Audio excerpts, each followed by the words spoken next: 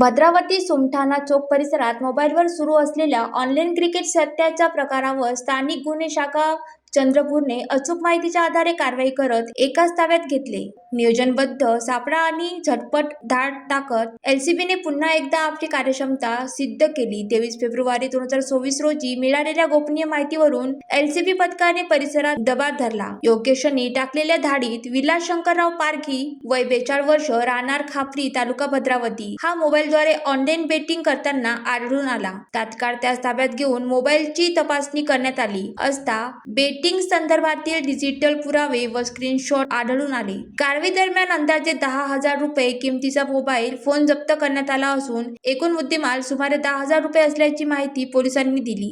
या प्रकरणी police station Bhadravati येथे अपराध क्रमांक 413-26 अन्वये महाराष्ट्र जुगार कायदा कलम 12 सह 49 BNS अंतर्गत गुन्हा नोंद करण्यात आला आहे. सदर गुन्ह्यात आकाश शाहू, राहणार पंचशील वॉर्ड, भद्रावती, हा आरोपी फरार असून त्याचा शोध सुरू आहे. दरम्यान अवैध सट्टेबाजी व ऑनलाईन जुगार विरोधात कारवाईचा धडाका कायम राहणार असल्याचे पोलिसांनी स्पष्ट केले असून पुढील तपास सुरू आहे. ज्वालादीप न्यूजसाठी सुनील देदावार, भद्रावती.